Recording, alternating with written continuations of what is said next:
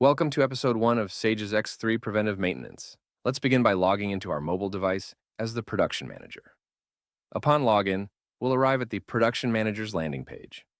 Here, we have access to our visual process map and production schedule calendar.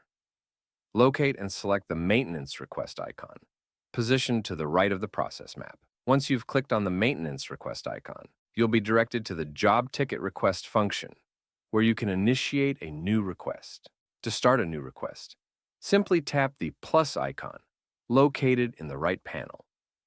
Choose a reason code from the drop-down list, such as breakdown, and provide a brief description like machine is sparking.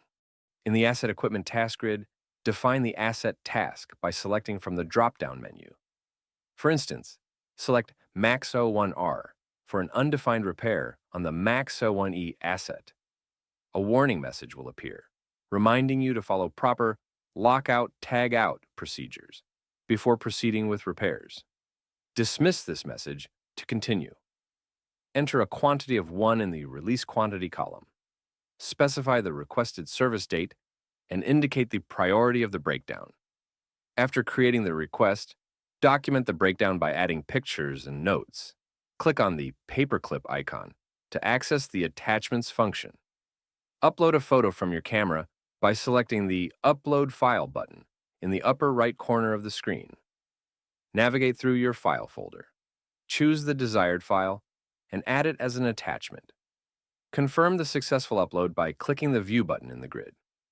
Next, provide additional details using the text function. Access the Notes section by clicking on the word bubble icon located below the attachments icon.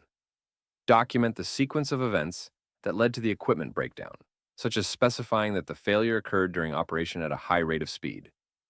This concludes the maintenance request process for episode 1